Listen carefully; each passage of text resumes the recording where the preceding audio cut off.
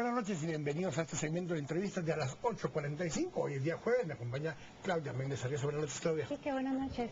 Vamos a compartir hoy siempre un poco acerca del tema de San Marcos. Esta vez vamos a hablar acerca de la reconstrucción de San Marcos.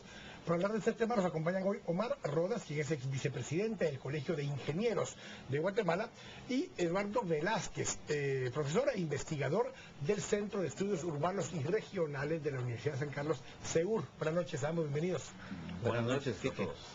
Claudia, por Empezamos favor. a hablar por esa palabra reconstrucción tan utilizada estos días en todas las noticias y conversaciones a las que podemos acudir y escuchar.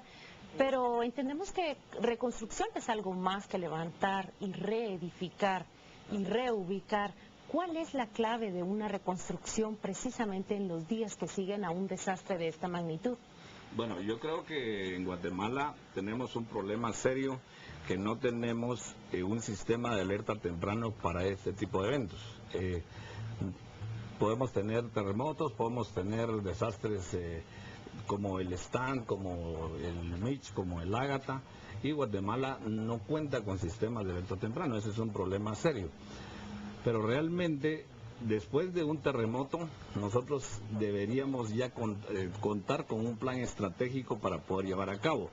Digamos, tenemos que tener un plan de emergencia, que ese ya debería estar previamente elaborado, ¿sí? Después viene un plan de reconstrucción, ¿sí? Y después debería haber un plan para evitar o enfrentar riesgos sísmicos que vienen después del evento. En esta etapa. ¿Sí? Pero ¿cuál es esa clave en la reconstrucción? ¿Qué es?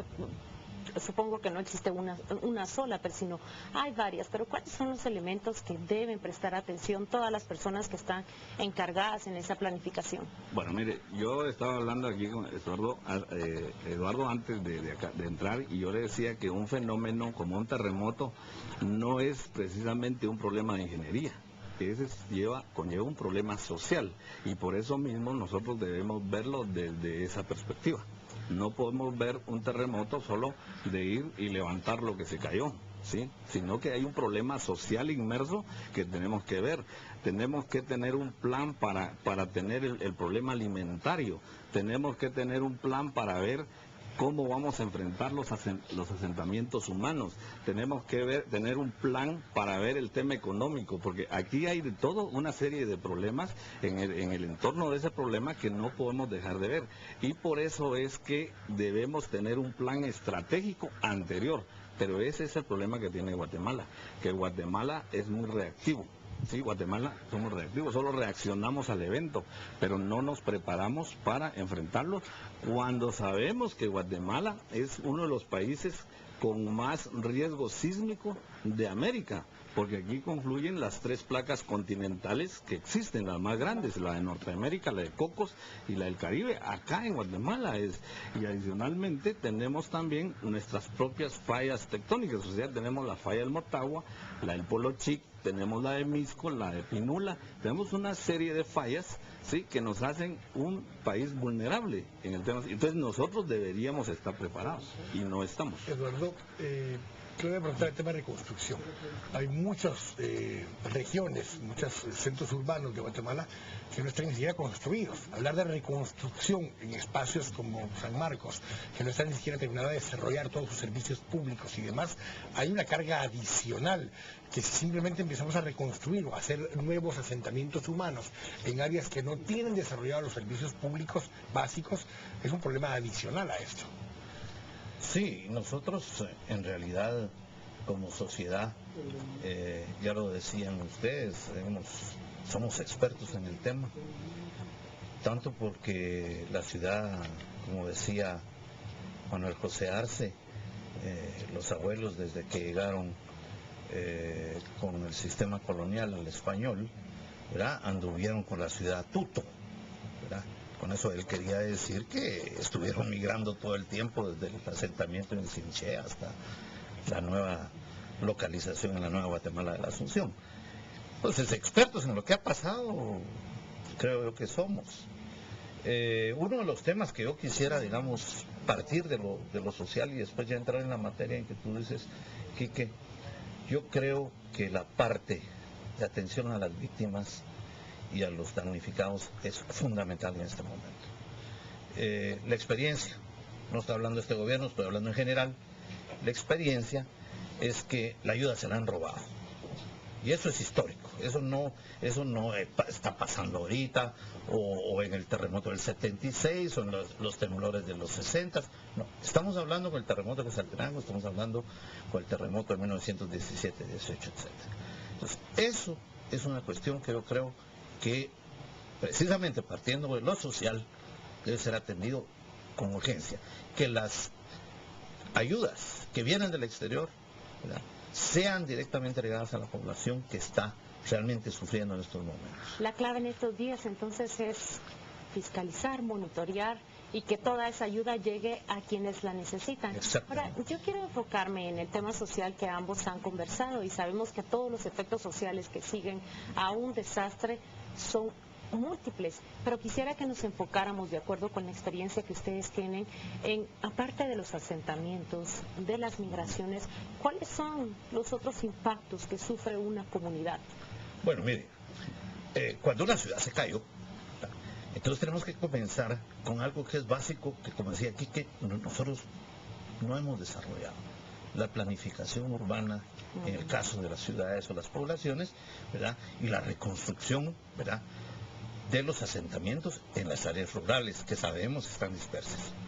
Ahí siempre es más difícil porque es la población dispersa, no concentrada como el caso urbano.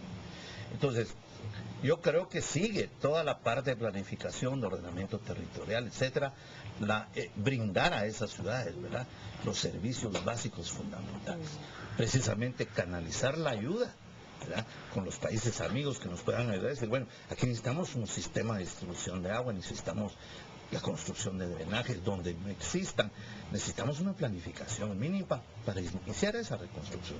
A mí me parece que esos son temas, ¿verdad?, que acuérdense que la gente no puede estar en campamentos o champas terremoteras la vida entera, ¿verdad?, especialmente en esos lugares que lo que se están quejando es un frío terrible, ¿verdad?, en muchas de esas problema que hay ahora. Cuando tiene un protocolo de atención posterior a este tipo de eventos, el protocolo incluye desde el momento de búsqueda y rescate hasta la atención posterior, los albergues temporales, el procedimiento de demolición, de reubicación, de atención a las víctimas posterior a esto. O sea, tiene un protocolo que sí genera esto y es el que siguen ellos y continúan ellos después de este tipo de actividades. Pero normalmente no es Conred el que va a hacer la reconstrucción, sino que ya entran otras instancias a poder participar. El problema que tiene Conred es que Conred solo es una coordinadora. Él depende de un montón de instituciones satélites que giran alrededor de Conred para poder enfrentar una crisis, y resulta que el que responde es el ejército, el único. Y después no responde nadie, ¿sí? Y yo quiero poner, digamos, el ejemplo del tema del Ministerio de Comunicaciones, Infraestructura y Vivienda. Él es el que tiene a cargo el tema de la vivienda en Guatemala, pero su prioridad hoy no es esa, sino es comprar vehículos que hoy no necesitaría. O sea, a eso voy. Entonces, las instituciones que de alguna manera tienen que ver y tienen que responder de manera pronta ante una crisis, no responden. El único realmente que responde es el ejército, porque está más acostumbrado a reaccionar rápido, ¿sí? Sí, exactamente, pero después todas las otras instituciones no funcionan y la coordinación no es muy efectiva. Entonces nadie sabe exactamente lo que debe hacer. O sea, porque Conred solo es una coordinadora, pero que finalmente coordina muchas instituciones y muchas organizaciones comunitarias. Problema que tenemos, que nuestras organizaciones comunitarias han sido formadas no para enfrentar crisis, no para enfrentar eventos como un terremoto, sino han sido para lograr proyectos comunitarios en tiempo que no hay problema. Para eso ha sido no hay formada preparación para desastres. No hay, exactamente. Ahora, yo sí quisiera recordar tal vez un tema, Claudia, porque es fundamental, ¿verdad? Yo mismo, ¿verdad?, fui estudiante que fuimos obligados en la Universidad de San Carlos de realizar nuestro trabajo social precisamente en el terremoto del 76. A mí me tocó trabajar en Zaragoza. Es decir, la universidad sí respondía, había sensibilidad en su momento, en 1976. Ahora la Universidad de San Carlos, que es la del Estado, pues naturalmente la que podría, digamos, compensar los recursos que la sociedad le da, ¿verdad? Con una actividad que ahora brilla por su ausencia. Pero no se ve a pesar de que tenemos supuestamente un voluntariado, a pesar de que hay EPS organizados, multidisciplinarios, etcétera, etcétera. Yo les recuerdo esto porque en el terremoto del 76 hay que recordar que la primera ayuda llegó de los pueblos indígenas a ayudar a los otros pueblos indígenas. Entonces había una red comunitaria. Claro, quisiera retomar el rol de las universidades y no solo, digamos, con un cuerpo voluntariado, sino también en educación posteriormente. Pero ahora casi todos tocamos el tema del terremoto de 1976 como una referencia de cómo esa ciudad se ha llevado a tuto, como usted mismo citó a Manuel José Arce.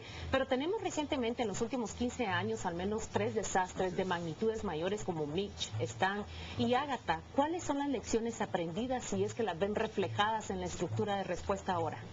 Bueno, yo creo que el que nos dejó una lección que de alguna manera aprendimos, aunque no de manera adecuada, fue el terremoto. Nosotros aprendimos a construir diferente, dejamos el adobe por un lado, el adobe casi que desaparece del paisaje constructivo de Guatemala y entra el block con deficiencias y por supuesto, y lo que pasa en Guatemala es que existe mucho la construcción empírica y la autoconstrucción, o sea que la misma gente hace su propia casa y eso es lo que permite que la calidad de la obra no sea la adecuada. De hecho, cuando uno habla de normativas, que en Guatemala sí hay normativa, muchos dicen no hay, claro que sí la hay, de hecho ustedes tuvieron aquí AGIES, y AGIES tiene una normativa y la ha estado revisando por 14 o 15 años, ¿sí? Tiene la CNR del 1 al 9 y ahora tiene la CNSR, ¿sí? Que con red las aprobó y se volvieron Claro, la pero norma sí, 1 y la norma 2. Ahora lo que yo veo es, si